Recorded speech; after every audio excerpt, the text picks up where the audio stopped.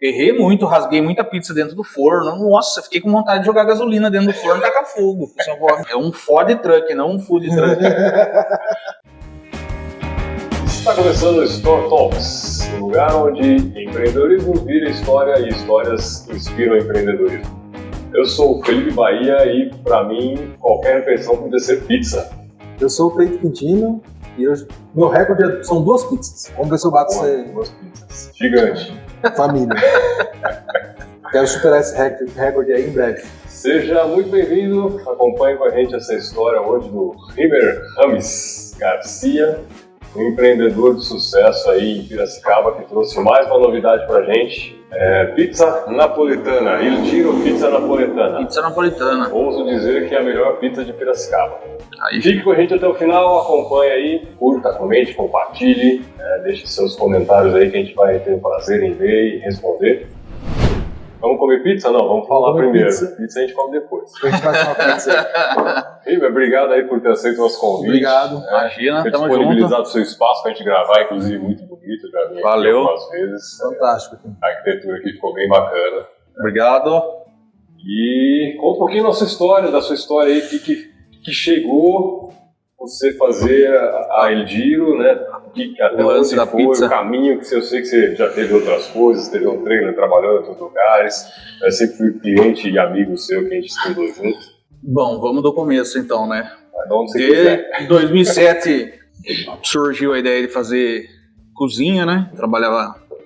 Não trabalhava na área, né, mano? Trabalhava na Ferquímica, empresa de produto químico que tinha aqui em Piracicaba. Em 2007 fui lá pro Senac, consegui passar na provinha e tal. Entrei pro lance da cozinha. Até então estamos aí, né? 15 aninhos.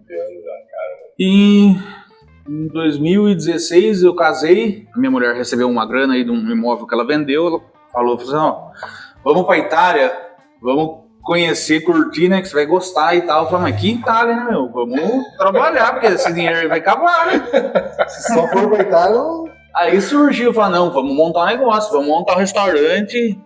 Como tava no auge aí da doideira de food truck. O tava na moda, né? Tava. Aí eu falei, não, vamos, pô, já tô com 10 anos aí de cozinha, puxar trailer pra mim vai ser fácil, né? Trabalhamos, desenvolvemos aí uma marca e tudo, ficamos 5 anos trabalhando com Metal Bar, que era a antiga marca, só que a gente trabalhava com comida americana, né? Tipo hambúrguer, sopa no pão, aquela coisa, o que dava ali pra gente trabalhar dentro do Porção, truck, né? dava, ficamos dentro de uma cervejaria, ficamos 3 anos dentro da cervejaria. A cervejaria, o lance era meio que Itália, né? O dono é italiano e tal. A ideia da pizza surgiu mais ou menos aí, né? Como o truck era comida americana, era um nome americano, falei, vou fazer esse lance aí, vou mudar o Rasa Viola, né? Coincidentemente, começo de pandemia, passando no Facebook, vendo, sei lá, mexendo no telefone, surgiu propaganda patrocinada da escola Letinco. Eu falei, porra, nossa, acho que é aquela coisa mesmo, acho que é um... É da marca da farinha, a escola da marca da marca da farinha, mesmo. é. Tá. Eu já curti a ideia da pizza, né? Não sabia, apesar de ter feito gastronomia e tudo, mas é uma coisa mais trabalhada, o lance da panificação, né? Falei, pô, vou fazer o curso e de repente eu vou deixar o lance do burger de lado e vou pro lance da pizza, né? O truck já tá dentro da cervejaria com o dono é italiano, o nome italiano e tal, vamos encaixar, né? Então, tipo, pizza... Remodelar o negócio pra encaixar no mercado ali, né? Isso foi em 2020. Fiz o curso, a gente ainda trabalhava com um burger dentro lá da cervejaria, dentro do truck. No fim, fechou tudo de abril, né? A pandemia fechou, abril. Daí o pessoal da cervejaria pediu pra gente sair, fizemos parceria ali com o pessoal do Bar do João. E mais ou menos a ideia da pizza foi assim. Mas o Il Giro surgiu depois que eu encerrei o Metal Bar. A gente pôs o Metal Bar aí pra dormir e fizemos o lance de trocar de nome, mudar o logo, toda a ideia voltado mais pra pizza, mais italiano mesmo, mais sério, assim. Não que o outro não fosse, né, mas... Um público diferente, você mudou totalmente o público. Tipo, um novo cartão de visita, assim, vamos dizer assim, né? O Metal Bar, ele era mais um estilo, você falou americano, você fazia hambúrguer, mas você começou a fazer pizza com o Metal Bar também? Foi na época do Metal Bar. Esse forno que tá aqui na pizzaria, ele ficava dentro do truck, o truck nem fechava. Nossa. E a gente trabalhar, pizza napolitana é altíssima temperatura, né? Então, até a parte de fora do truck ficava quente. Imagina a gente lá dentro, tipo, em 3 pessoas dentro do truck, um truck de 3x2, 2x3, o forno na janela e o... Eu cheguei a ver, cara, Era tenso. era tenso. Era calor, bicho. Lá fora era quente, mas lá dentro... O fornão batendo 380, 390. Caraca, muito bem. Só de lastra, hein? O teto 580, 600 graus. Temperatura que às vezes eu tirava a temperatura das paredes do truck, tava tipo 40 graus, 45 graus. Então, Nossa, era uma sauna. era uma sauna seca. Bom, a ideia da pizza do Yujiro veio aí desse lance meio que num lance de desespero, assim, tipo, nossa, eu preciso fazer outra coisa, preciso criar outra marca, eu só sei trabalhar com cozinha, né? Até então, falar, não vou abandonar, não quero aprender a fazer outra coisa, pelo menos por enquanto. Um dia de nervoso, assim, caçando ali um nome, qualquer coisa pra gente criar uma marca nova, criar uma ideia nova, né? Pra gente ficar mais nesse lance da pizza e o povo olhar e falar, porra, não é uma caixa de pizza preta que tem uma caveira, né? E qual era a marca do Metal Bar antes, apesar que era super legal a caixa, tudo, a ideia, super de respeito, tudo. Era um estilo mais voltado pro rock, vamos dizer assim. Tipo, tanto que o nome dos lanches eram todos os nomes de cantores, tipo. Tanto que a gente tinha um lanche que virou pizza, que era o Freddie Mercury, que tinha a brincadeira. Nossa, hoje eu vou comer o Freddie Mercury. Tipo, é aquela brincadeirinha, né?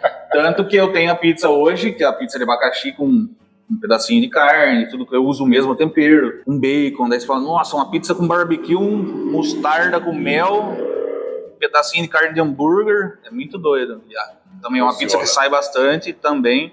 E era o lanche Freddie Mercury que o povo curtia pedir, né? Transformei em pizza. E é uma pizza que sai bastante também. Você olha e fala, nossa, pizza de barbecue, nossa, deve ser... Nossa, tô curioso. Uma bosta, né? Mas não, é boa, é diferente. Tem uma outra pizza também que é meio que doida assim, que é uma pizza que o Elvis comia. Essa aí foi que a gente levou no episódio.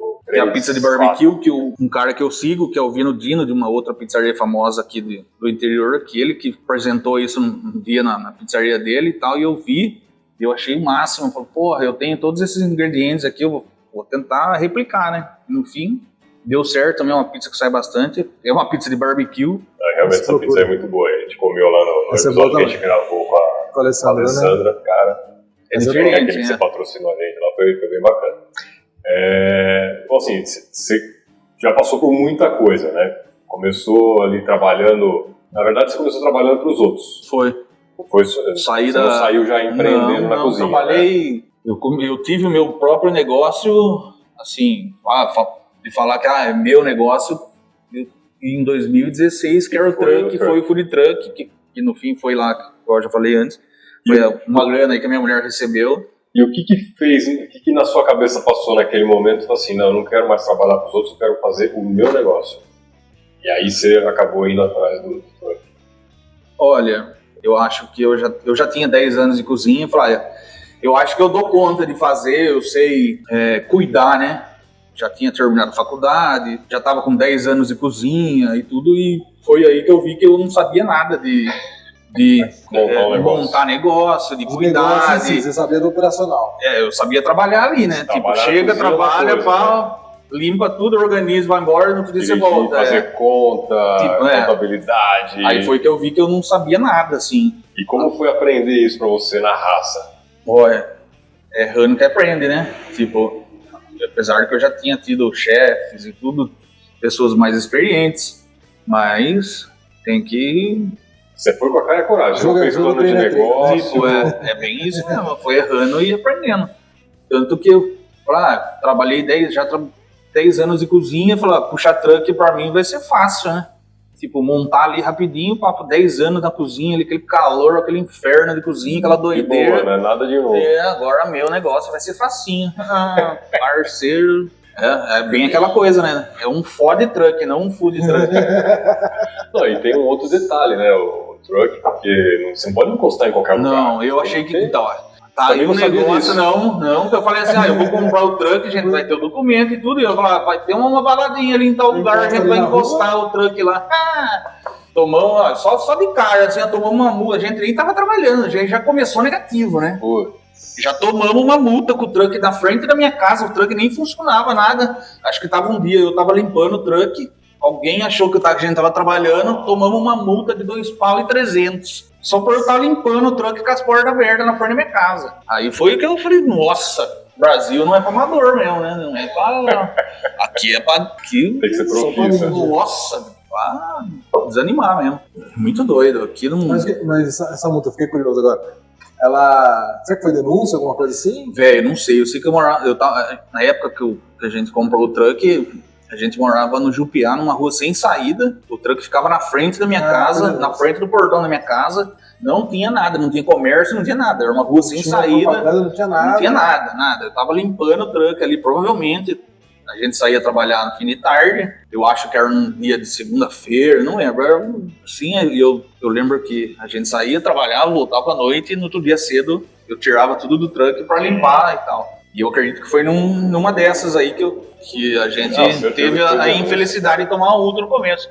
Aí foi muito doido, porque a gente comprou o truck e falou, a gente vai encostar o truck em qualquer lugar, assim, né? Porque na minha cabeça era isso. É uma estratégia boa, né? Pega a frente de uma balada aqui, tipo, vou pra outra balada. Exato, fácil, na minha cabeça era assim, tipo, eu tenho o truck ali e tal, só que eu não sabia que tinha que pedir licença pro... Puta, agora eu não vou lembrar o nome. Algum órgão da prefeitura, né? Tipo, só que você tem que estar com um endereço fixo, você não pode ser itinerante, aquela coisa muito... Até tem, né, o povo que trabalha assim na porta de balada que fala, né? Só que é tudo ilegalzão, né? Não tem essa coisa legal.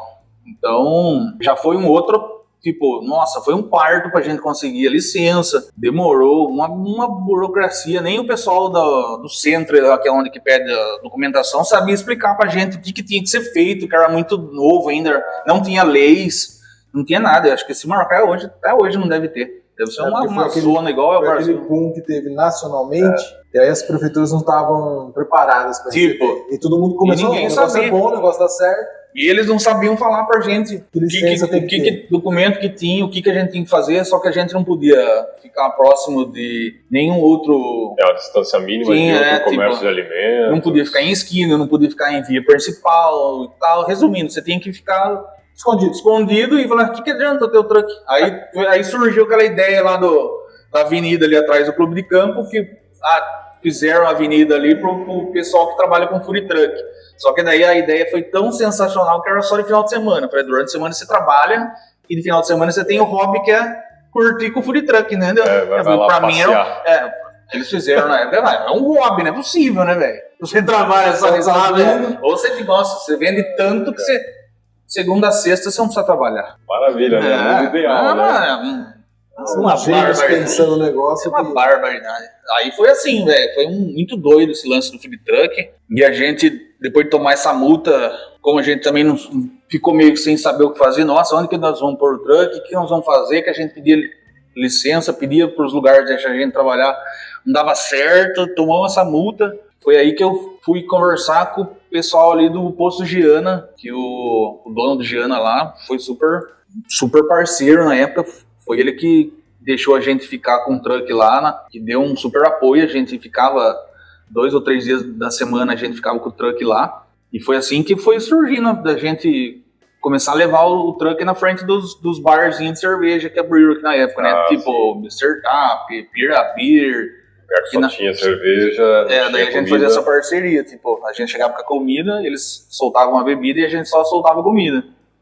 E assim foi até um evento que teve nessa cervejaria.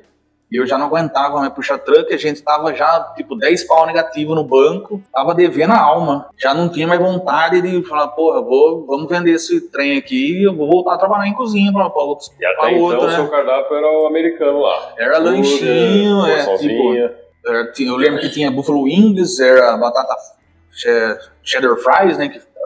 Batata com cheddar e bacon, resumindo. Era mussarela sticks, que é um palitinho, enfim, mussarelinha empanada frita, aí burguinho e tal. Era um cardápio assim, bem comida americana, né, mano? Sim. Tipo, então era assim. Mas de qualidade, né? Tipo, e na época eu falei, não dou conta mais. A gente foi fazer um evento lá, participamos desse evento dentro dessa cervejaria. E o pessoal lá também não tinha o lance de comida quente, tinha comida, mas não era comida quente.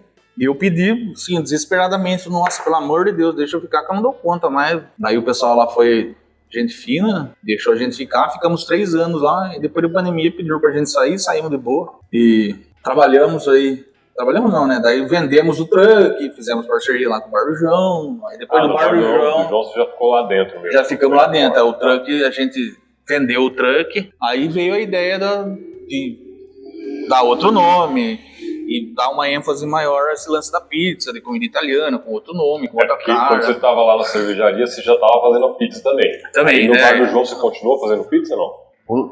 Na cervejaria, a gente ficou no finalzão, assim, era só pizza.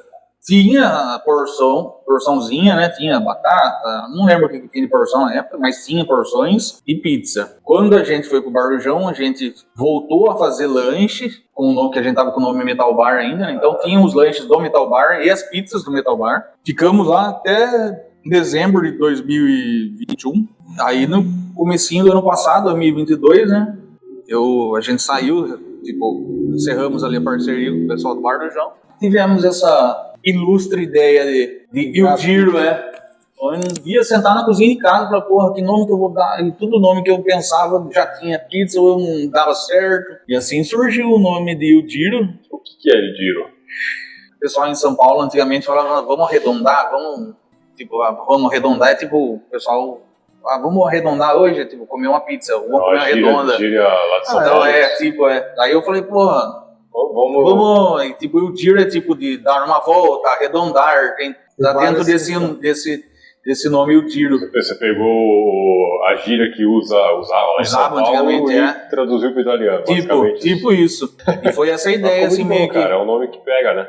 E pra você ver, quando eu... passo do brasileiro falar, né? Quando eu pedi pro cara que desenvolveu o logo, desenvolveu as cores e tudo, não tinha nada que chamava El Giro. Eu falei, porra, vamos ser... Já registrei, mas já tem 5, não sei o que, El Giro. Então tem uma outra pizzaria também que chama... Tá registrado El Giro?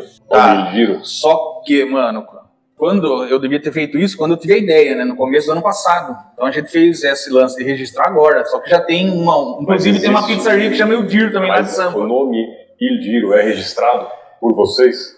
Então, não é registrado. Quando a gente foi pedir... Se não for, você pode registrar. O primeiro que registra é novo. Então, pedimos já isso aí, só que essa outra pizzaria que também chama El Giro, só que eles abriram bem depois da gente. Só que o lance do registro a gente só conseguiu fazer esse ano. Só conseguiu, não. A gente resolveu fazer esse ano, porque daí a gente viu que tem uma outra pizzaria em Sampa que chama El Giro, só que eu não lembro o que é. Aqui é El Giro Pizza Napolitana. Lá eu não lembro, mas também tem uma pizzaria, só que eles vieram com esse nome, com essa ideia, depois que a gente já tava com página no ar e tudo, já tinha feito caixa, já tinha mas cuidado restaurante. Com isso. Não, mas já pedi já. Antes, você perdeu o direito. A gente já pediu o registro de marcas lá no INPE, tudo, e estamos aí no aguardo de repente... Se eles não entraram junto, vai liberar de vocês.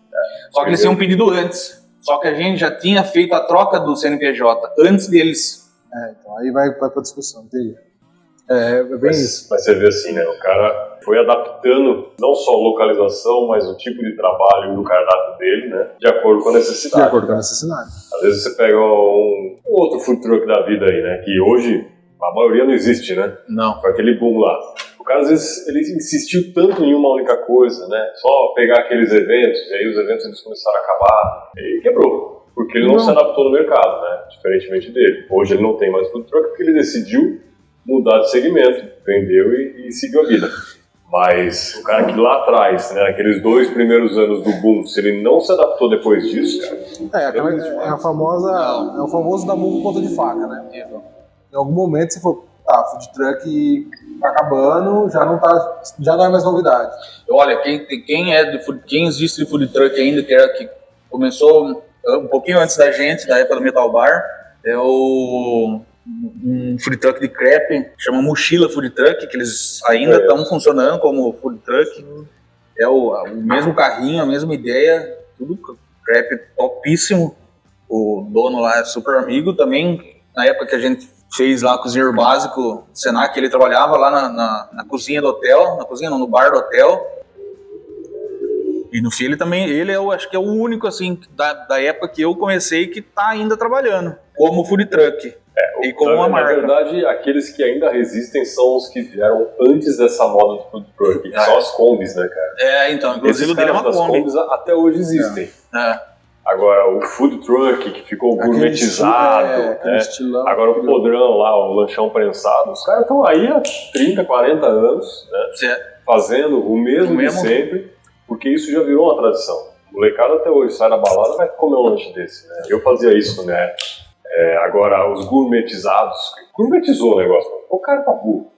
Qualquer lanchinho que você comprava lá era 30, 40 pontos. E o lance do food truck e pequeno, né? O dele é a comida rápida e barata, né? Lá nos Estados Unidos é isso. Funciona por causa disso. Tipo. Mas aqui chega no Brasil, o cara gourmetiza o negócio, fica inviável. E esse é um ponto, né? O moleque que sai da balada, que é o público que consome o lanche de rua, ele tá com muita fome e pouco dinheiro. É exatamente o food truck que ele atende esse público. Por isso que a Kombi funciona. Por isso que a Kombi funciona. Eu lembro, eu sou de São Pedro, né? Na minha época de balada, tinha lá que era o cachorro quente do Dona Maria. Era na frente da rodoviária. Na época era tipo R$3, R$4. Era muito bom. A gente tava com muito. E era bem isso, a gente tava com muita fome pós-balada. Pouco dinheiro. Mal levaram um rateio que fazia ali, dividir um lanche ou outro com os amigos. E era um lanche simples de tudo. Era um pão, salsicha. A única coisa que o diferencial dela era que ela dava qualquer tipo de maionese à vontade. Daí você lota de ketchup pra dar uma enganada ali.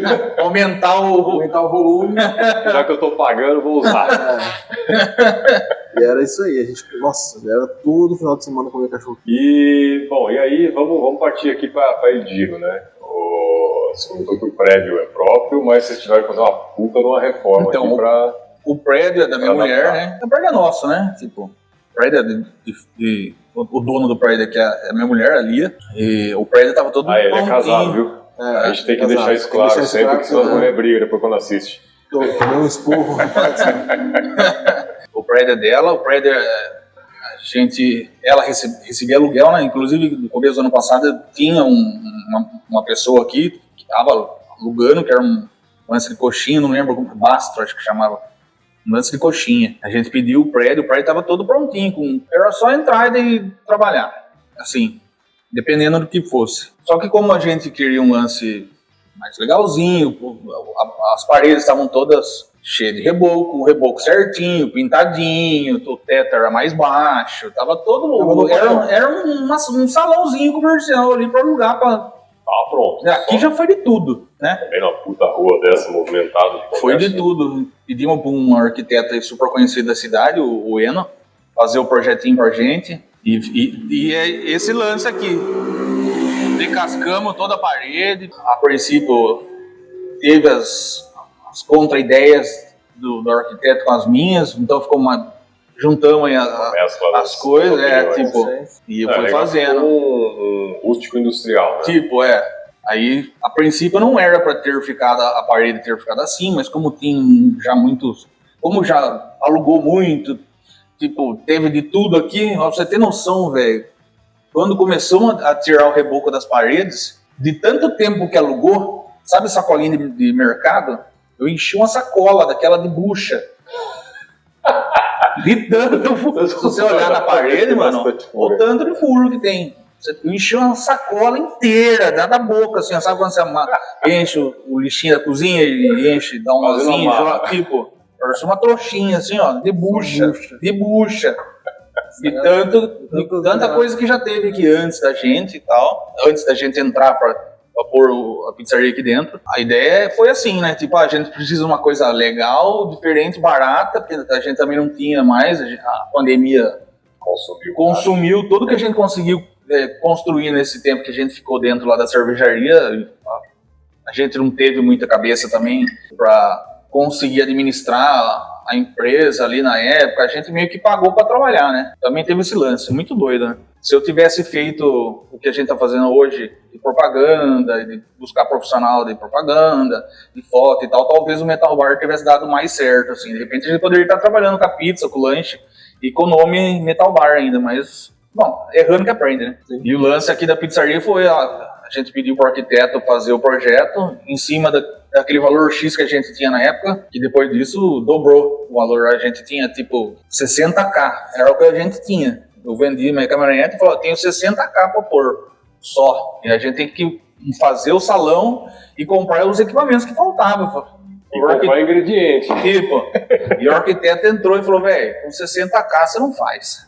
Não vai fazer. Você pode até fazer o salão, mas o equipamento, velho, tem 100K aqui dentro. É brincadeira, né? Pra você ver, decascando, fazendo o negócio do mar, quebrando ao invés de construir. Desfazer é caro, bicho. Então, tem 100K aqui dentro, assim, ó, o salão é nosso e tudo, e é impressionante, tem 100K aqui dentro, velho. Você fala, porra, mas ele cascou, fez tudo, tipo, é muito doido, né? Quem chega aqui, eu vou falar a impressão que eu tenho, a impressão que você tem quando você entra aqui é que não foi destruído. Foi construído e não fiz o acabamento. Tipo assim, faltou dinheiro, não fiz o acabamento e ficou assim. A gente deu um acabamento aqui meio por fora do padrão que você falou, de rebocar a parede. Mas na verdade foi o inverso. Tivemos tanto que tem pedaços aqui que ainda tem o reboco reboco ali que ficou e tal. Tem alguns pedaços que a gente teve que mudar completamente. Não era assim o salão antes. A gente mudou a parte do fundo, colocou o banheiro, a porta pro lado da entradinha ali de sol, né? O banheiro era com entrada para dentro e tal, era completamente diferente. O salãozinho. Não tinha essa parte de cozinha aqui e tal, não tinha nada disso. Era um salão padrão mesmo. Mano, imagina uma garagem com banheiro lá no fundo. Um banheiro no fundo e um espaço Era isso, imagina uma garagem com banheiro lá no fundo. Era isso. Entendi. Quanto tempo que você já tá aqui? Tem 5 meses. Mas já tá expandindo lá pro fundo, né? Então, vamos começar a mexer ali, a gente vai fazer o mesmo esquema lá do fundo. O salão do lado também é nosso. Então a gente... Olha pra você ver que doido. O gás era para ficar ali fora também, na parte de entrada de vento ali de sol. E a gente não tinha esse portãozinho que tem hoje ali na parte vamos dizer, ali na área de luz ali do salão, né? E eu deixei para fazer o lance do gás no final. A empresa de gás chegou aqui uma semana antes da gente abrir, falou, ó, quem falou pra você que poderia ser feita a casinha do gás aqui, mano, tá louco. Tá bebendo cândida. Caraca. Aí, tipo, por sorte, o salão do lado é nosso também. E o quintal do salão do lado é imenso, dá quase no meio do quarteirão lá. Dá, tipo, 30 de fundo, se eu não estiver enganado. É bem grande, se não for maior. E tivemos que fazer a casinha do gás pra lá do salão, que daí fica no quintal do outro salão. Por sorte era nossa, senão a gente tinha sentado no... E beleza, fizemos a casinha do gás lá e tal. E já falou, bom, pelo menos, de repente, se a gente precisar usar o fundo aqui, o pessoal que tá alugando o salão do lado, super gente boa, aceitou numa boa, a gente fazer a casinha do gás lá, apesar de que o salão é nosso, mas tá alugado, né? Então a gente tem que ter esse bom senso, né? Tipo, a gente começou já a decascá-la por ser muito antigo, já tinha bastante parte do Cyber, que antigamente fazia o reboco de Cyber também, né? Então já caiu, como tá lá no tempo e tal, ele já começou a cair e a gente falou, vou fazer igual a parte de dentro do salão, vou fazer lá no fundo também. Então a gente já começou a dar uma mexidinha lá. Legal. Então a gente vai deixar bem um quintalzão mesmo, tipo quintal de vó, assim, vamos pintar a parede, né? Vamos deixar bem parecido com a parte de dentro aqui, o vai deixar quintal, o ambiente mais aberto mesmo. Vai ficar, eu queria cobrir pelo menos um pedacinho, vamos ver o que a gente vai conseguir fazer. E aos poucos vai mexendo também. Vai ter que ir, tipo, uma vez só, não, já tá mexendo e tudo. Eu acredito que daqui um mês e meio, já dê pra gente começar a fazer o atendimento lá no fundo. Aqui é tipo um bistrô, uma pizzaria bistrô, né, porque o salãozinho é bem pequeno, então não tem muito atendimento aqui no salão, né, a gente tem 4 mesas, resumindo, tem 10 lugares, 3, 6, 7, são 12 lugares, 12 cadeiras, né? E às vezes vem uma família e tudo, dá fora o barulho que fica aqui na Moraes à noite, aqui de entregador, eu vou falar pra você, velho. Tem a rota de... Cai a orelha da gente ali. O foco é já entrega.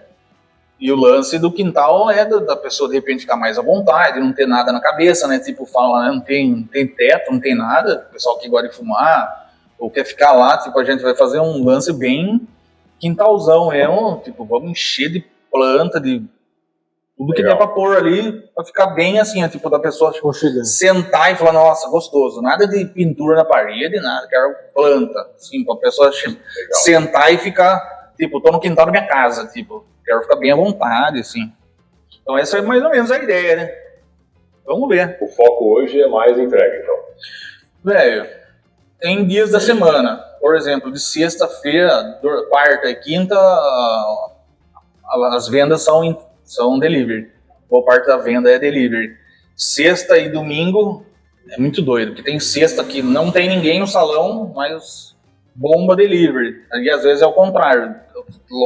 Fica gente lá de fora esperando. Caramba. E o delivery tá mais de boa. Mas tá meio mesclado, assim, o lance de venda aqui da pizzaria. Tipo, espero que só aumente, né? Salão e assim que a gente conseguir mexer, começar o atendimento lá por fundo, a gente consiga aumentar mais o lance de venda presencial, né? Tipo, do que o delivery. Espero que cresça os dois, né? Mas a maior parte da venda hoje da Yudiro é delivery. Acho que é uma tendência, né? A pandemia Pizzarias, elas têm essa tendência, né? O brasileiro em geral, né? Mas Piracicaba, vamos falar aqui que é a nossa região. Adora uma pizza, né? O que você faria sexta, sábado, domingo? Eu acho que esse lance do delivery com certeza ganhou um espaço maior, uma atenção maior, o lance da pandemia. Então, não teve muito o que fazer, né? É que assim, acho que tinha muito preconceito de algumas pessoas, alguns conhecidos meus que tinham um pouco de receio de pedir, e na pandemia testou. Não tinha outra alternativa, na verdade. Não quero sair aqui, mas... E começou. Normalmente o cara que pede a pizza, ele não quer sair. Na pandemia ninguém podia, então todo mundo passou a pedir. Virou uma comodidade que o cara acabou ficando confortável. Pô, eu tô na minha casa, não preciso sair, tô aqui, como de pijama, liga a televisão, bota o pé na mesa e acabou, né? Porque eu moro em Rio das Pedras, lá tem uma pizzaria, eu sempre peço lá. Aí outro dia eu fui comer lá e eu falei, nossa, esse lugar vai falir. Era só eu na mesa, sabe? Assim, sabe, então, às vezes aqui o povo também acha que os vizinhos aqui, eles acham que eles pensam isso daqui da gente, porque às vezes a gente não enxerga ninguém. Dinheiro. Aí você fala... chega lá e fala, cara, como que isso aqui tá de pé? Porque lá é salão grande. Estranho. É possível esse povo aí que... Esse cara não tá vendendo pizza, não. Não tá vendendo pizza, não. Acho que mas o delivery... A farinha que ele usa ali é outra. Aliás, já que você tocou no assunto da farinha, cara, sou da cozinha também, né? Trabalhei A gente se conheceu no Senac fazendo cozinheiro básico. Cozinheiro. E o pessoal fala, farinha é tudo igual, cara. Não é. Não é tudo igual. Não né? Assim, a farinha, você tá usando Eu uso a Letinque. A farinha italiana, só pra quem não entende muito de farinha, né? Custa um absurdo uma farinha dessa. Mas faz uma diferença na qualidade, então, inclusive depois... Não adianta você pegar uma Dona Benta e tentar fazer a pizza que ele faz aqui. Não presta, cara. Não faz ideia. Não fica, o resultado final não fica igual. Sério? É muito diferente. Muito doido. É que assim, é o tipo de coisa que eu começo... Toda área tem essas particularidades, mas é o tipo de coisa que eu que sou só um consumidor da pizza, você me falando, eu fico, será? Só se entregar 2 pizzas pra conseguir comparar. Mano, mas é o processo, pelo jeito. É muito doido, né? Tipo, a qualidade da farinha. Eu fiz gastronomia e tal, trabalhei bastante tempo em cozinha, né? Antes desse lance da pizza. E eu não sabia desse lance do trigo, mano. Pra mim também foi novo. Eu falei, caralho, eu achei que eu sabia. É tudo igual. Tipo, Anaconda é trigo bom. Eu nem sabia que tinha esses trigo importado e tal. Eu falei, porra, como antes, na época do meu sabor, antes de começar a pizza de verdade, a pizza italiana e tal, uma pizza de boa qualidade, a gente já vendia uma pizza, tipo pizzinha de bar, assim, aquelas pizzinhas de mini pizza. Tipo, igual lá no Mercadão, você vai comer um salgado e já tem lá na vitrine, lá tem uma pizza ali. A gente tinha uma pizzinha quadradinha, tipo massinha de mercado, tipo, que a gente pegava da padeirinha na época, que eu comprava o pão da padeirinha e eu pedi pra ela fazer uma massinha legalzinha e tal, fazer uma pizza quadrada. Eu falei, porra, eu vi uma pizza quadrada, que porra é essa? Eu não sabia que era pizza em telha que fala, né? Ou pizza romana. E eu achava que era só aquilo, tipo, pizza só tem um formato diferente, não, é complexo o negócio. E eu não sabia, quando eu fui fazer o curso, aí depois que eu fiquei sabendo que, pra cada tipo de pizza, pra cada tempo de maturação, pra cada... Mano, é muito doido. Tem um tipo de trigo que tem um trigo mais forte, tem um trigo mais fraco, tem um tipo trigo 00, trigo 0, trigo 1. É muito doido. O preço não é à toa. Né? Tem o trigo lá, um Anaconda hoje deve estar, sei lá, uns R$5 o quilo. A Letica Stazione deve estar, sei lá, uns 20 tanto, 30 então, vamos falar de quilo. Um quilinho de letinho que você acha aí no Pão Queijo, por exemplo, você vai pagar aí acho que uns R$18. De 1 Acho quilo. que é mais, hein, cara? Acho que é mais. Não sei, assim, mas eu acho que ele tá em torno aí. Nossa, mas é muito 18 reais um quilinho. Não é à toa, cara. E não adianta você pegar uma farinha dessa pra fazer um bolo também. Não presta. Não. É uma farinha pra fazer pão, pra fazer pizza, coisas especiais. Porque o tipo da fermentação que vai acontecer é outro. Legal. Totalmente... É complexo. Você comeu aquele dia lá, né? Uhum. Você vê que a textura dela é diferente, ó, a pizza fica mais leve. Aí tem todo um porquê, depende, eu vou maturar a minha massa 3 dias. Não é um fermento de saquinho que você compra no mercado que você faz essa pizza. É um outro processo.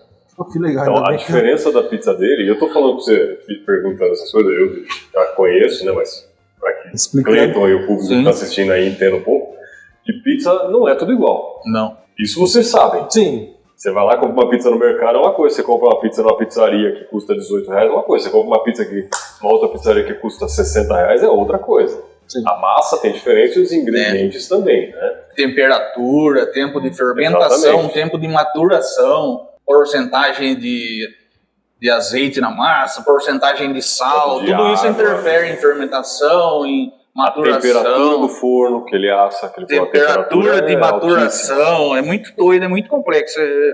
Foi por esse motivo que eu desencanei de trabalhar com o burger. O burger, para mim, era uma paixão também. Agora a pandemia, todo mundo foi mandado embora. Então todo mundo começou a fazer hambúrguer. Eu falei, mano, não é possível, né? Tem que fazer alguma coisa diferente. Tudo bem, o burger, também, pra você fazer um burger de qualidade, você tem que ter um bom senso e saber lidar com ponto de carne, fazer um blend de carne e tal. Não é tão fácil, mas é menos difícil do que você lidar com o lance da panificação, que é bem complexo. A fermentação é uma coisa complexa, né? É muito doido. Tá, e ele inovou fazendo um negócio que todo mundo come praticamente. Todo dia se vende milhares de pizzas no Brasil, mas ele trouxe uma proposta diferente. Realmente tem um valor agregado ali. É, muito... Além dos sabores, a qualidade da massa é outra. E tipo, eu na massa... aqui em Piracicaba, pelo menos, eu nunca comi uma pizza melhor do que a dele. Sério? Legal. Pra massa eu gosto de pizza, hein? Pra massa que eu faço hoje, há 2 anos atrás, com certeza não tá bem melhor, né? Eu não tive esse lance de trabalhar com um pizzaiolo mais velho, mais experiente e tal. Eu fui aprendendo com erro, né? Até chegar nessa massa que eu acho que tá legal. Errei muito, rasguei muita pizza dentro do forno. Nossa, fiquei com vontade de jogar gasolina dentro do forno e tacar fogo. Não perde Rapaz do céu. E engraçado pra você ver, eu comprei 2 equipamentos, né? Tipo, que são as Ferraris aí pra quem trabalha com pizza, né? Que é um equipamento da G-Metal. E eu comprei o equipamento errado, assim. Falei, comprei equipamento errado, agora não consigo. Na época, tava zerado de grana. Falei, não, mas eu preciso ter um equipamento de metal. Comprei errado o equipamento e a pizza que eu trabalhava na época era de 30 centímetros. A pazinha que a gente usa para girar a pizza dentro do forno era para... Hoje, com um pouco mais de experiência, eu consigo girar até uma pizza de 40, 45 centímetros com uma pazinha menor. Só que na época, igual tinha um professor nosso, que foi seu também, velho, eu não sabia nem queimar arroz. O Edmilson, que foi professor nosso, falava, você não sabe nem queimar arroz, né? Tipo, eu não sabia nem queimar massa na época. Véio, cara, que nem queimar arroz ele sabia. Nossa, mas que bosta, comprei um bagulho super caro, comprei tamanho errado, pra que eu vou usar? Eu não consigo usar agora essa merda, vai ficar parada aí, o que eu vou fazer? Velho, a experiência é muito doida, né? Às vezes minha mulher fala, o que a gente vai jantar? Vamos jantar pizza. Aí eu pego uma massinha que eu uso para uma pizza de 25 centímetros, eu abro ela, não, lógico, para ter borda, então eu faço uma massinha, um disco de pizza maior, chega a ficar 40 centímetros, né? E toda essa conversa do equipamento é que, tipo, o lance da experiência, né? A pazinha que eu viro a pizza é a menorzinha. E, velho, uma pizza de 40 centímetros, eu viro ela tranquilamente hoje dentro do forno. Prática, com esse equipamento que eu achei na época que eu tinha comprado errado. Não, eu não tinha prática mesmo, não sabia, né, mano? Então, o lance a experiência é muito doida, né? Pegou a manha do negócio, né? Mas por quê? Foi fazendo. Tudo na vida é assim. Aprendendo, você né, não mano? insiste. Nossa. Errei uma vez. Rapaz, teve um final de noite de sexta-feira, uma cliente pediu uma pizza. Tipo, velho, eu acho que eu joguei fora umas 8 pizzas, assim, ó, na sequência. Caraca. Mano, não sei o que acontecia, não sabia, né, velho? Era novo, achava que tem 10 anos de cozinha, isso aí é fácil pra mim, né? Vai achando, vai. Velho, eu lembro que foi mais ou menos umas 8 pizzas, assim, ó, que eu ficava com tanta raiva, eu jogava tudo fora. Fora surgiu, o forno ficou... Nossa, pra limpar o forno. Nossa, velho, nossa. Aí eu lembro que foi, no final de noite, a cliente pediu uma pizza, que hoje eu ainda tenho ela no cardápio, que é uma frango cream cheese. Eu rasguei ela dentro do forno, eu acho que umas 8 pizzas dentro do forno nesse dia, tipo, era muita inexperiência, né? Tipo, eu parei um negócio que eu sabia fazer, tipo burger, que não é tão difícil, e não tive um chefe, não tive nada, nunca tinha trabalhado em pizzaria, assim, direto no forno e tal, né? Foi muito doida, né? Você vai aprendendo com erro, né, mano? Você vai vendo as cagadas que você vai fazendo, porra, amanhã eu não posso fazer isso. Persistência, né? É a escola, assim, se você vai para uma escola, você tem alguém que tá te ensinando, mostra o caminho, depois você tem que insistir e fazer exercício para ficar bom. Você foi pra escola, né, fazer o curso da farinha. Sim. Lá, mas na prática... Mas a prática é no dia a dia, cara. É igual cozinha cozinha profissional. Você acha que ali em casa é gostoso cozinhar? A diferença do curso que nós fizemos é que a gente estava dia a dia fazendo, né? Não era só teoria. Aliás, teoria quase não tinha, né? Mas era esse curso específico, ele era diferente, né? É um curso que a gente ficou 6 meses dentro do hotel cozinhando para os hóspedes. Então o curso era isso, a gente estava trabalhando no hotel. A gente dava mão de obra... Economizar na mão de obra ali, ó. A gente dava mão de obra e eles davam conhecimento ali dos profissionais. Então no dia a dia fazendo, né, com os chefes ali supervisionando e ensinando, você vai no dia a dia e pega a prática muito mais rápido do que, tá aqui a teoria. Você olha, lê, assiste um videozinho, agora se vira. Essa é a grande diferença hoje dos cursos online, né? Eles trazem muita informação, porém a prática fica a seu cargo. Você não tem um acompanhamento, a não ser que tenha uma mentoria, alguma coisa assim, que alguns até disponibilizam, né?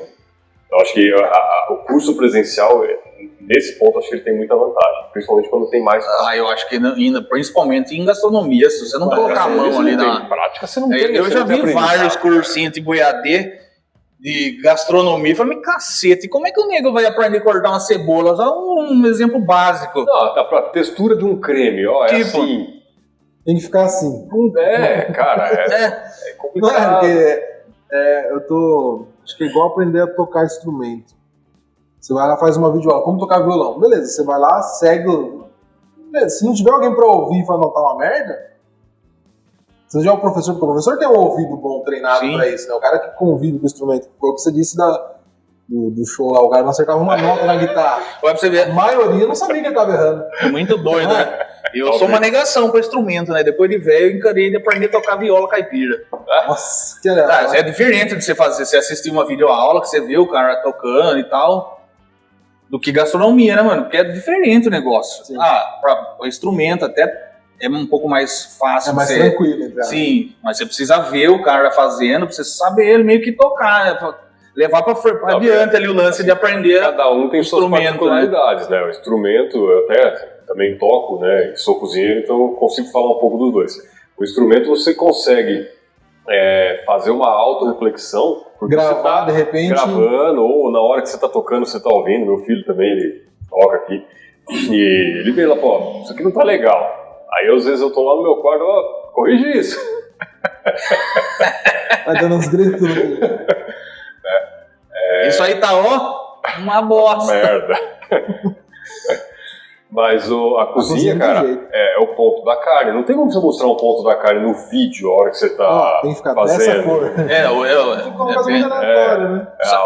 O creme tem que ficar nesse ponto, nessa textura. Às vezes a temperatura varia, o cara nem mostrou a temperatura que realmente tá. É muito mais complexo, as variáveis são mais amplas, né? Mas é o que você falou, cara, é insistindo. Tá errado. Analisa. O que eu errei? Por que eu não tô acertando? Por que eu errei 8 pizzas? Não acertei... Pois é. Você começa a parar. Eu tô até falando um negócio... Que você fez. Foi. Até teve uma... Eu cheguei a fazer pizza há um tempo atrás, mas assim, pros amigos, né? Tinha um casal de amigos que tinha um forno a lenha lá na casa deles, na chácara. E a primeira vez que a gente foi usar, também ninguém nunca tinha usado, cara. Falei, vamos lá, né? Eu faço. Forno a lenha? Cara, forno a lenha. Eu não sei mexer com forno a lenha. Foi, acho que umas 4 pizzas pra acertar, cara. Aí a gente descobriu que o problema é que a gente tinha acabado de acender o forno. O forno a lenha tem que ser acendido pelo menos umas 2 horas de antecedência, cara. Nossa! Só que aí foi fazendo, na quarta ficou assou. O forno já tava quente, né? Uma hora depois, a primeira pizza sai. Tem esse detalhe também, o lance do pizzaiolo, tem o forno de carvão, de lenha, né? E o forno a gás, que é mais fácil. Tem o elétrico, né? São 3 tipos aí. Sim. Eu sou um pizzaiolo de forno a gás. Eu não sei cuidar de forno a lenha, por exemplo. Eu não sei. Nem o elétrico, imagina. Não, elétrico é babo. O elétrico é mais fácil. Você põe lá temperatura do lastro, temperatura do teto eu quero 400. Vou lá, põe 400. Ele mantém. Tipo, vou trabalhar 6 horas. Ele fica 6 horas, 400 e 380. O pessoal, agora deixa eu fazer uma pergunta de lenha. O pessoal às vezes fala, não, forno a lenha é melhor, dá um sabor melhor, forno a gás não sei o quê, Tem diferença? Não tem, mano, não tem. Cara, Mas, assim, a diferença do sabor da lenha é que pode dar uma defumada. Mas é só pra quem você tem muito. É tipo um cara que é tem um paladar provador de muito vinho. Degustador. Tipo um cara que prova um vinho e fala notas de...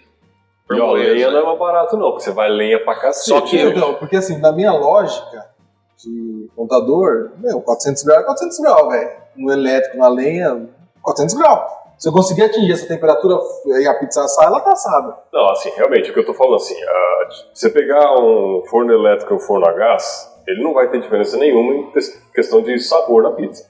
A lenha pode dar o lance por conta da fumaça, dar uma defumada, mas assim, é muito superficial o que o Timber tá falando. É pouco tempo que porque fica dentro do forno, né, mano? É muito rápido, realmente, e a fumaça, ela sobe, ela não chega a ter em contato com a pizza. O calor fica ali dentro, mas a fumaça vai embora. É diferente do lance do defumado, né? Que a fumaça passa pelo defumado ali, né? Você chegou a fazer defumado também, Fiz brinquedo defumado. Uma época eu tinha... Meu pai, tá com meu pai, inclusive, o defumadorzinho, mas é bem diferente o lance, é pouco tempo, né, mano? O que você sente diferença, que dá, é na cinza que fica no lastro, que dá um gostinho diferente. Mas é porque o cara não limpou direito. Tipo, mas dá um gostinho de cinza da madeira queimada que dá.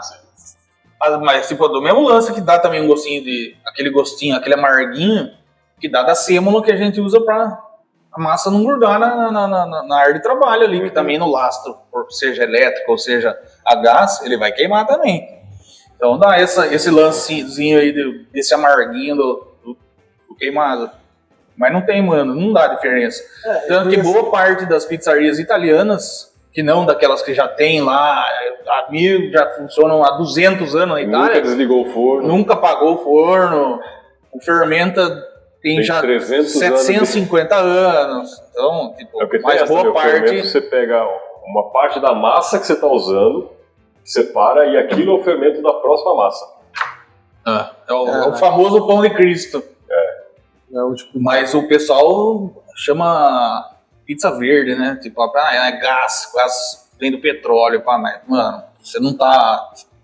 É diferente. Não, o lance da fumaça, também, tem o lance de queimar lenha, da madeira, das poluição. A queima polui. Não tem jeito. Então, boa parte o elétrico, você derruba a floresta para fazer alagamento. Boa parte das pizzarias, eles estão optando pelo gás, mesmo porque você consegue controlar o custo muito mais fácil do que com lenha. Sim. Nossa, lenha... E vai lenha, cara. E o gás, eu imagino que no longo prazo... Você falou assim, tem que acender o forno 2 horas antes. Sem usar. Você tá queimando sem usar. E o lance do forno a gás, eu não deixo o meu forno 400 graus das 6 da tarde até as 11 da noite. Ele não fica 400 graus. Não fica esse tempo todo. Não, quando tem movimento, vai sair pizza. Eu deixo ele em 380, 400, que é a temperatura que eu asso a pizza no piso, né? No lastro. Mas no lance, não tá saindo nada, eu vou lá e abaixo.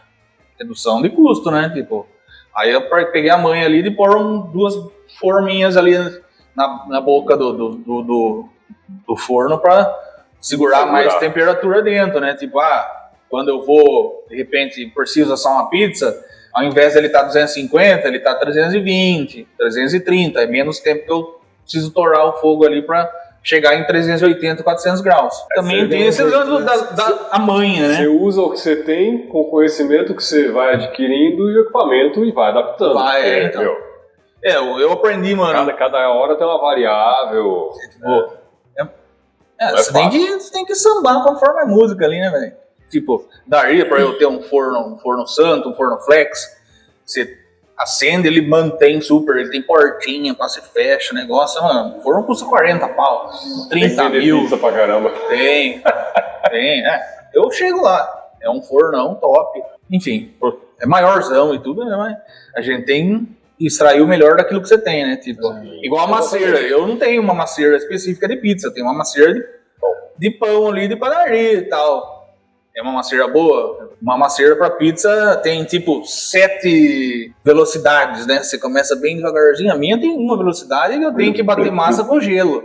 Esquentar lá. Tipo, para não afetar o fermento, para não esquentar a massa. E é isso aí, mano. Você vai adaptando e fazendo, extrair o melhor daquilo que você tem, né? Tipo, eu tenho isso. Exatamente. Como é que eu faço melhor? Com o que eu tenho. Tipo, né? Esse é o problema de muito empreendedor, né? O cara quer começar com tudo que tem de melhor, mas tudo que tem de melhor tem um custo. Você tem como marcar com esse custo? Mano, ou vou começar com isso. Se eu tivesse comprado do melhor, tipo, não que o meu não seja, é muito bom, tal. Eu consigo um resultado muito bom, final, com isso que eu tenho.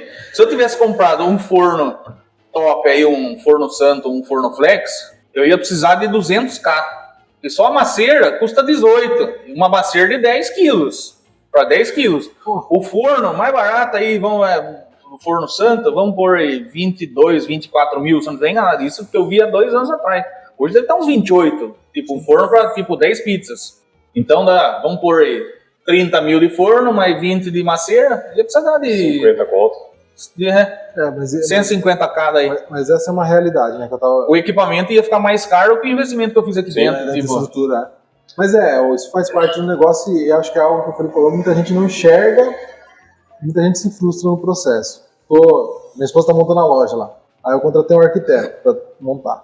Aí ele falou assim, tá, e quanto você quer investir? Eu falei, faz o melhor que tem no mercado. Aí minha esposa regalou o olho e falou, não vou fazer, só quero ver como que fica com o melhor, vou começar com o que dá para pagar. E eu vou escalando.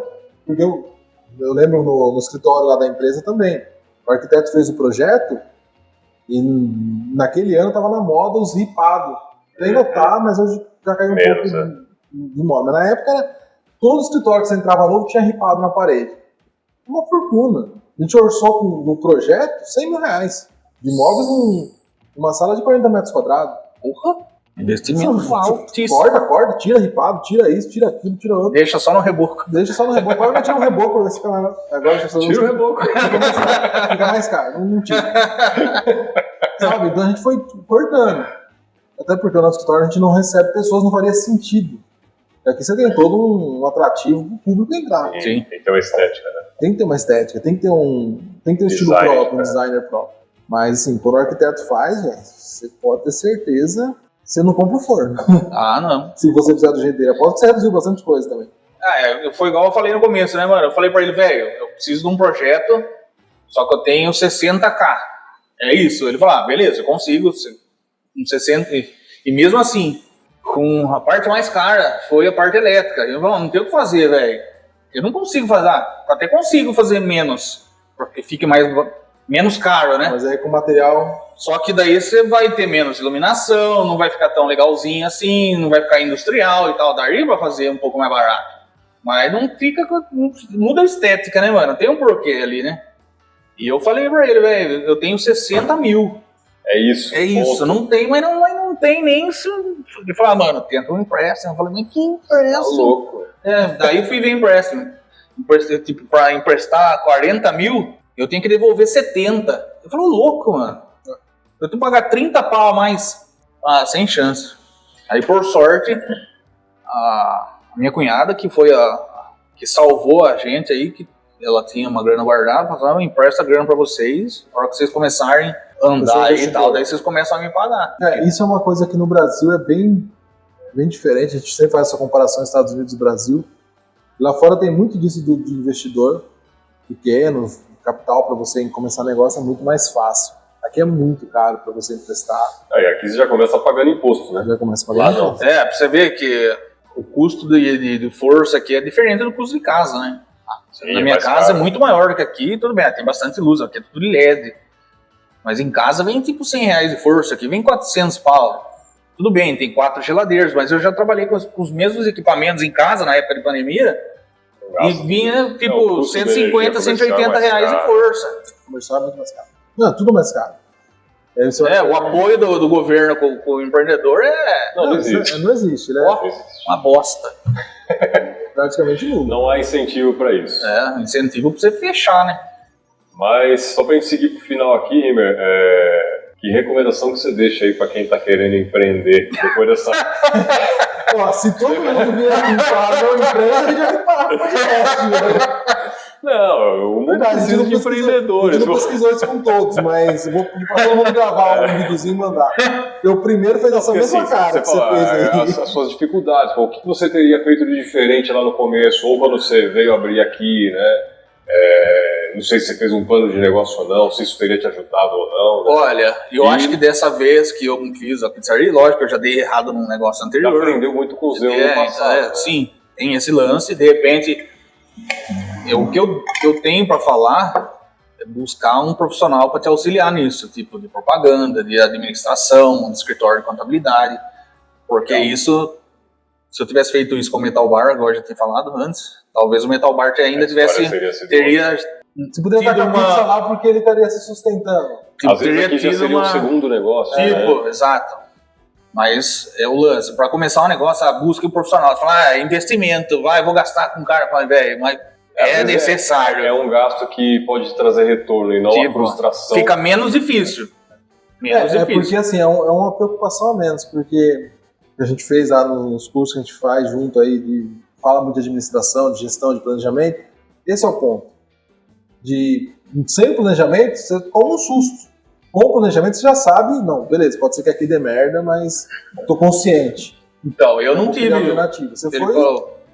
Eu não tive, não fizemos planejamento. O planejamento foi que, mano, a gente tem um valor X para investir, não pode passar disso.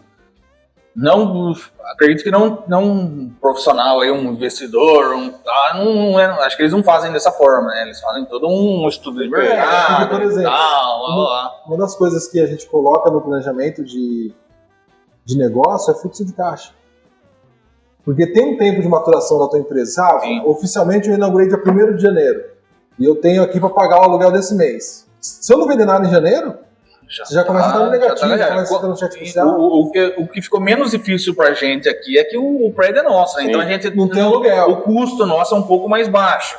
Mas a gente tem IPTU, a gente tem a gente tem 5 cachorros. Eu tenho um custo também, que eu preciso tirar daqui meu dinheiro. Mais baixo entre aspas. Porque se você não tivesse isso aqui, você está deixando de ganhar o aluguel. Eu deixei de ganhar aluguel. Então.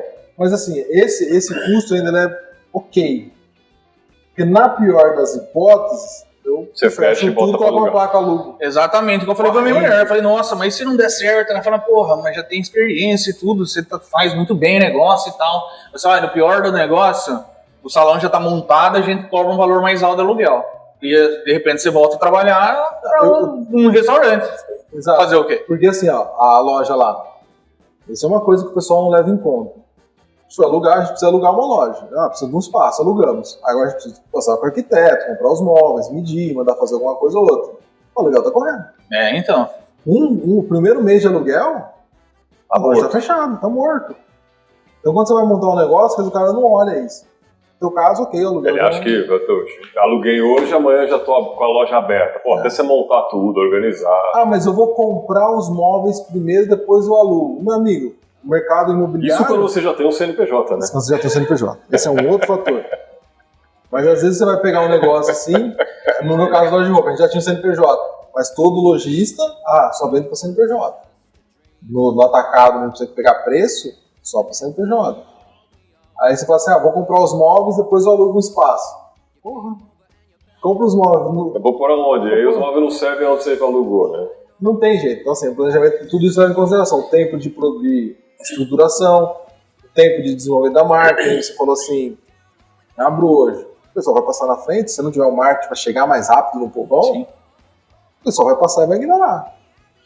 Olha, o planejamento, assim, que eu não posso falar, não tivemos. Tivemos, que a gente contratou um arquiteto para fazer o projeto, a gente tem um cara aqui, um profissional da foto, então foi meio que uma coisa tivemos um planejamento, assim, que assim, ó, o que a gente fez de errado com o Metal Bar, a gente não pode fazer com o tiro. Perfeito. Legal, já foi uma Assim, eu pretendo vender 20 pizzas dia, é pouco, mas se eu vender 20 todo dia, de quarta a domingo, é pouco, mas meu custo é um pouco mais baixo. Já E tal, mas eu tenho uma Legal. meta, eu preciso vender 20 pizzas dia, pelo menos. Então, de certa forma, é um planejamento. Coisa, Mas é uma não é coisa... completo, mas é uma coisa. Mas e é um planejamento que acho que todo mundo faz aqui na cabeça, né? Às vezes se a gente, que é o que a gente aprende, uma meta, cor né? no papel. Cor no papel fica mais visível. Visível, né? Mas você tem um planejamento, você fez ali, Eu posso dizer que tudo que você errou, você não cometeu o mesmo erro. quando a gente começou com o Metal Bar, não foi dessa forma. Não, vamos comprar o truck, daí a gente... Só foi. Foi meio que aquele vai. A gente não pode ficar parado. Comprei, e agora? Tipo, só que eu não fui atrás de saber se podia levar o truck tudo do jeito que a gente achou, tipo aquela coisa, não, a gente põe na rua, todo mundo, tem um monte de truck na rua, né? O que eu não posso pôr também? Tudo sem documento, tomando multa todo dia. E às vezes, assim, o Brasil tem esse problema, que é uma máxima que uma multa de 2,5 pau. Por que esses caras, às vezes, estão falando, mas como que os outros não conseguem ficar sobreviver? É simples, a multa é 2,5 pau. Não paga a multa. Ou ele não paga, ou o cara que fiscaliza, ele dá a primeira multa, na segunda ele vai lá. Olha, 2,5 pau a multa. E aí? Quer me dar aqui então? Também, Porque o pode fiscal de prefeitura não ganha absurdos. Aí você fala assim, nossa, mas aqui em Piracicaba tem o pessoal que fica ali na praça, né? Aquele monte de rato voador. Tá ali, né? Tipo, os ratinhos voador ali. Os flangos. E, velho, como é que os caras têm os truques ali embaixo da árvore, que o pombo ali tá cagando em cima da chapa, fazendo lanche lá e tal, e ali pode. Ali os caras têm licença, tudo bem, já tem 20, 30 anos que os caras estão lá. Nessa época não tinha licença, não tinha, mas beleza, então tá, vigilância sanitária. Tá olhando? Como é que eles funcionam ali? Mas é por isso. A fiscalização, É muito doido, né? Eu falo assim, a lei ela tá lá para todos. A fiscalização tá para alguns. Né? Entendeu? Então, assim, o fiscal, quando ele quer trabalhar... Eu tenho cliente, por exemplo, o meu exemplo que eu dou é do imposto de renda. Eu tenho N clientes que só negam imposto de renda, mas é festa. Não fala isso, que vão procurar você depois pra saber quem é o cliente. Aí, o que acontece? Não paga imposto de renda e faz 10, 15 anos que não paga imposto de renda. Tem um amigo que coloca a sogra, avó, periquito pra pagar com dependente, não paga imposto. E tem um cliente que, porque a filha trabalhou um mês, registrada, ele colocou ela como dependente, não colocou a renda dela, ele foi autuado e pagou 2 pau de multa. Então tem os extremos, né? É muito doido, Então, né, mano? assim, O Brasil Não é porque todo mundo faz que eu vou fazer também, meu. Eu já falei que assim, o cara que nunca faz errado, a primeira vez que ele fizer, ele tá ferrado. O cara que sempre faz errado, nunca dá nada. Tem um cara que... Nunca é muito tempo. Um cliente nosso que esses dias ele falou um negócio aqui na pizzaria que foi que eu parei e falei, nossa, é verdade, né? Fica mais barato você fazer da maneira correta do que você fazer, tipo, vou fazer, mas o cara ali fez também. Fica mais barato você fazer do jeito certo do que você fazer desse Assumir o risco. jeitinho brasileiro, tipo. É porque quando você faz errado, no caso de uma multa, não uma multa de R$2.500 nesse caso, tudo bem, ela é pesada, mas ela não inviabiliza o negócio como um todo, né? Agora, se pega uma multa de uma empresa aí que faça alguma coisa errada, quimicamente polua um rio, o cara pode fechar a empresa. Não, é isso aqui mesmo. Por exemplo, você colocou um forno ali, você tem toda uma estrutura, você chamou a companhia de gás para vir instalar, eles te deram a recomendação correta. Muito, mas você gastou para você fazer a recomendação correta. Foi, gastamos, tivemos que chamar a empresa ali pro bombeiro dar o aval, né? Exato. Se eu não tivesse também, não dá pra eu pôr um bujão de gás ali do lado do forno. Você não, mas muitos. Sim. E aí dá um acidente e morre uma pessoa que nem. Não vou falar pra você que eu não fiz isso, que eu fiz muito não. Na época do trailer, eu tinha o aval do bombeiro, porque era nisso que, então, no trailer podia.